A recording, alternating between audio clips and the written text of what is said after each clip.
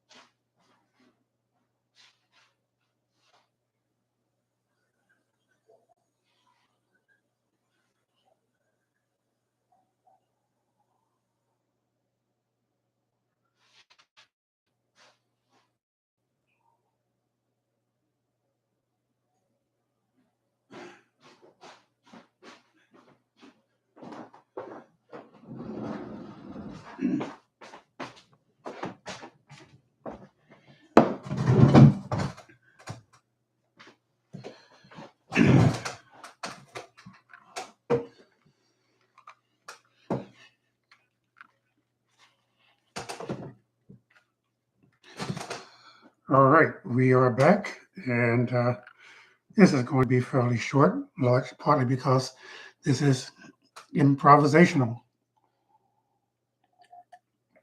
I actually had a topic that I wanted to have a guest on for this morning. Last week, I worked out a schedule of topics for most of October. The idea being that we would dedicate the month of October to politics, to prepare for the upcoming election, with the goal of helping viewers and listeners to to better equip viewers and listeners to vote come election day with intelligence and integrity. I'm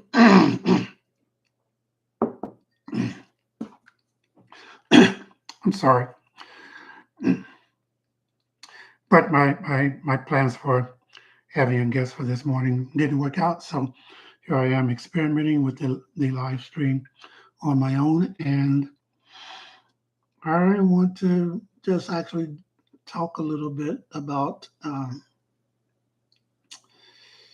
a saying that I've heard in recent years, and I don't know where it originated, but I like it. I think it's a good one. How you do anything is how you do everything. How you do anything is how you do everything. Again, I don't know where it came from, but I like it because it seems to be true in my own life, in that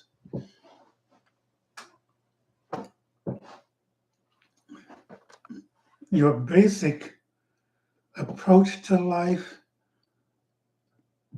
tends to express itself or reveal itself in pretty much everything you do.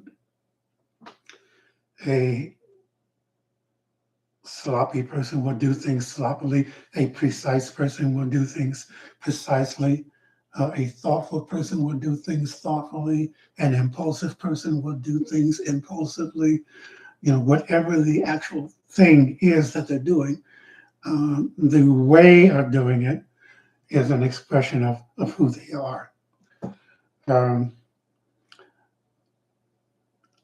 and part of why I like that, or why that saying appeals to me, is because it actually gives me hope. The idea that the way you do anything is how you do everything gives to me the hope that I can change how I do everything, beginning with changing how I do one thing. And it may not even matter a whole lot what the one thing is.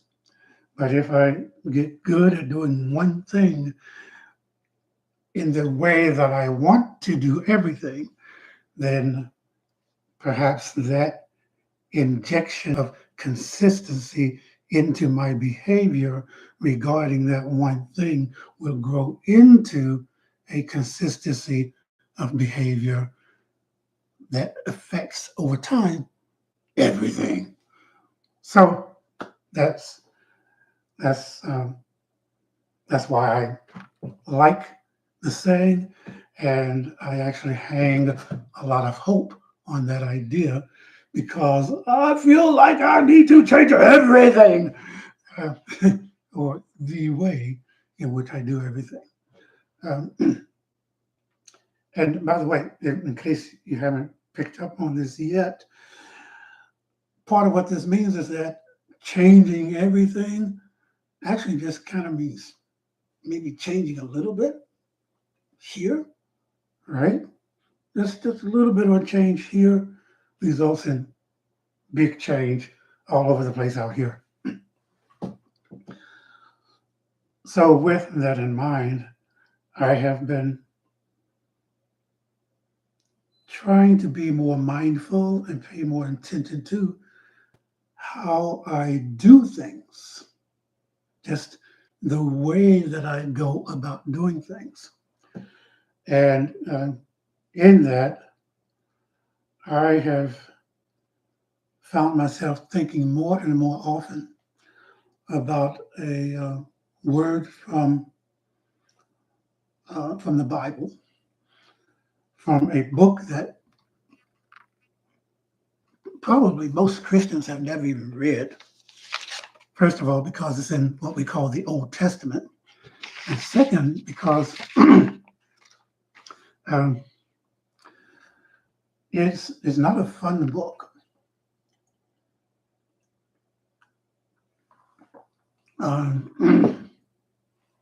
Some people would even describe it as being kind of grim and depressing.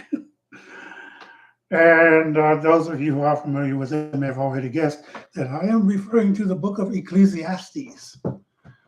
Um, and I mean, I'm not going to try to do a whole thing about Ecclesiastes. You can check up on it yourself. But there's a particular line in Ecclesiastes that has been coming to my mind more and more often lately, which is um, whatever your hand finds to do it with all your might, or do it with all your strength, depending upon the translation you read. Whatever your hand finds to do it with all your might. Don't do anything half-assed, right? Don't do anything halfway. Don't do anything, 80%. And definitely don't do anything 20%. Whatever your hand finds to do it with all your might. Um, and for me, that word, because I'm noticing on my screen that is showing me, my image had frozen. So I don't know what that's going to look like in the end on the replay. But okay, we'll just proceed.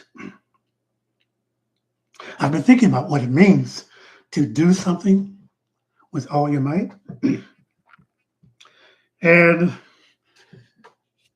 this is what I have so far.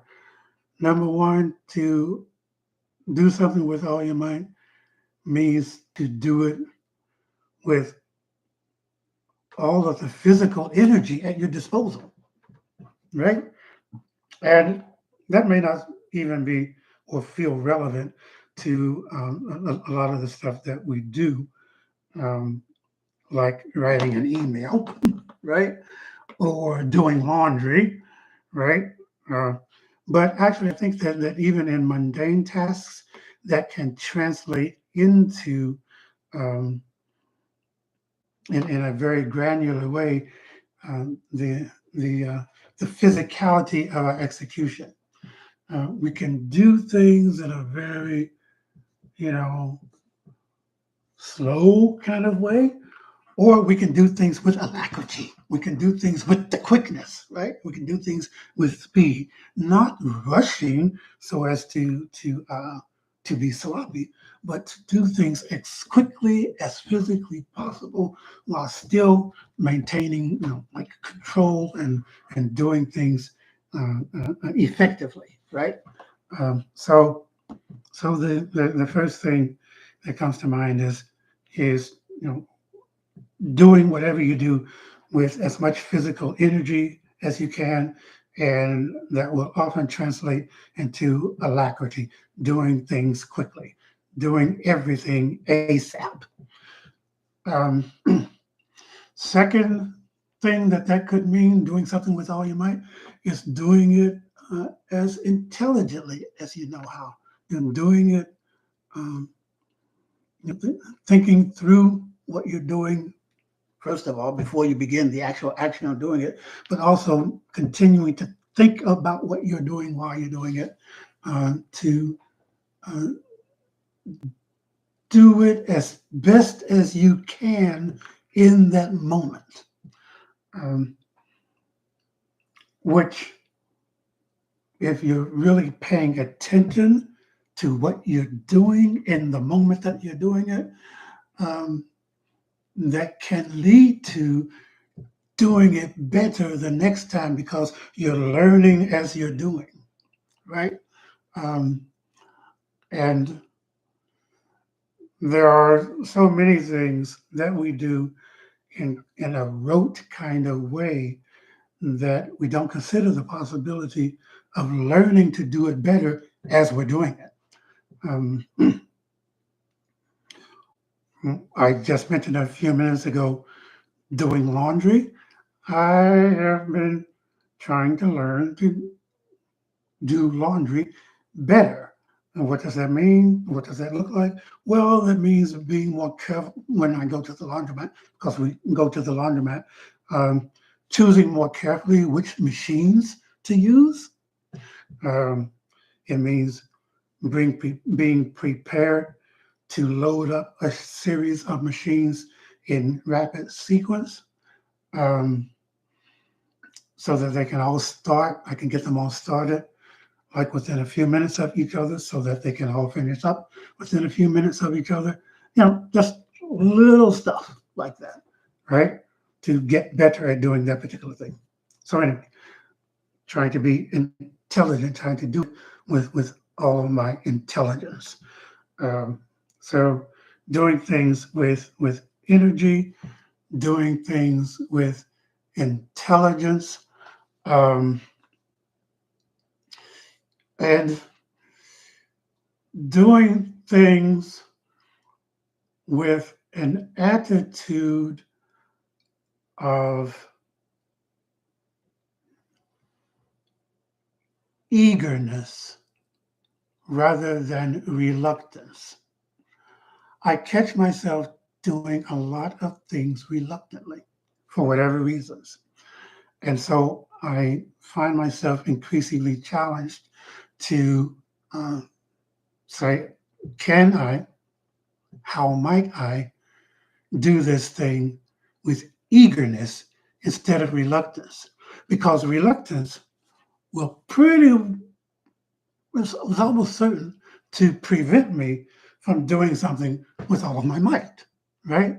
If I'm reluctant to do it in the first place, then when I do start to do it, I am probably going to do it sluggishly, sloppily, with only 1/3 of my mind, right? I'm not gonna be on the way that I should be on when I'm doing everything, right?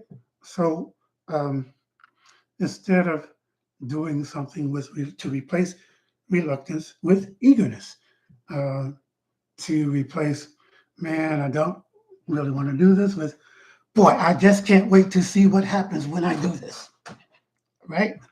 Um, to do everything with enthusiasm, right? To live with enthusiasm. And enthusiasm is a much cooler word than most of us realize that it is because uh, I'm looking it up. The root of enthusiasm, where did it go? I honestly had it pulled up a moment ago. Bear with me. We can sing a song together while we look up this word online. The word is worth looking up because its origin is so fine. You just don't know what a word really means until you find out where it comes from. We're gonna look up the root of the word enthusiasm. Okay, here it is. Mid 16th century via late Latin enthusiasmus, inspiration, frenzy, from the Greek enthusiasmos, from enthusiazine, okay, to be inspired or possessed by a god, okay? So enthusiasm is the word enthusiasm comes from the idea of being inspired or possessed by a god. It's being taken over by a divinity. You know, and for those of us who are Christians, we can actually go ahead and say God, right? Not just a God, but God, and to do everything as if God were doing it. God inside of us is doing this thing. God inside of me is doing the laundry. God inside of me is doing an email. You know, oh man, I mean, I'm not gonna go with go read the Gospel of John and take note of how John uses the preposition in. Get back to me on that. All right. Um, but the whole idea of being engodded, if you will, um, of having your behavior guided by, energized by divinity. That's what enthusiasm means. Um, and even if you aren't a theist, I still think that it's like kind of a cool idea to give you a sense of the intensity and the power that the word conveys, or the root meaning of the word conveys, at least. Like uh, enthusiasm is not what some people perceive it to be, which is just kind of a passing flaky, kind of shallow thing. No, enthusiasm is like the deepest possible energy in which a person can move. So, so yeah, that's that's it. I guess my bit about the verse from Ecclesiastes, which is Ecclesiastes 9:10, by the way. Um, Whatever your hand finds to do it with all your strength. And I actually need to go ahead and uh, finish the rest of the sentence. That's actually just the first part of the sentence. And I want to get it right, so I'm actually looking it up again.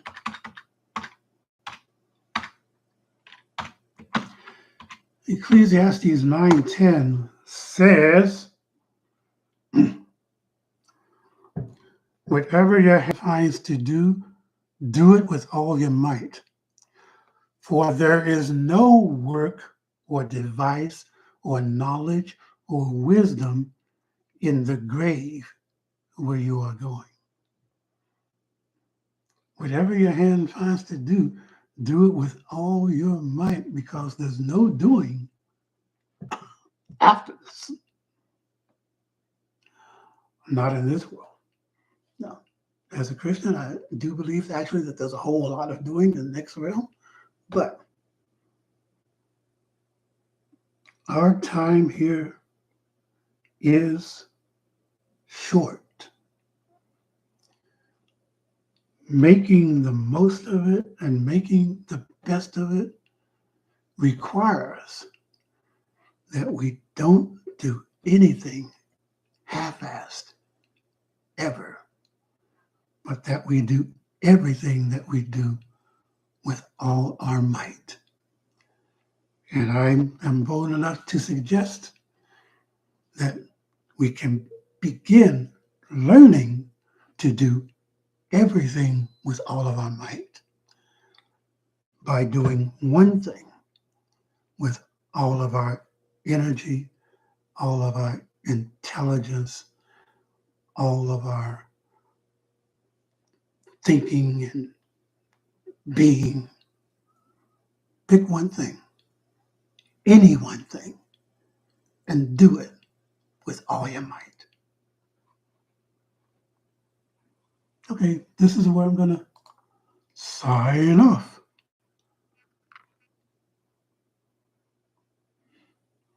Oh, there it is. End the stream. Bye.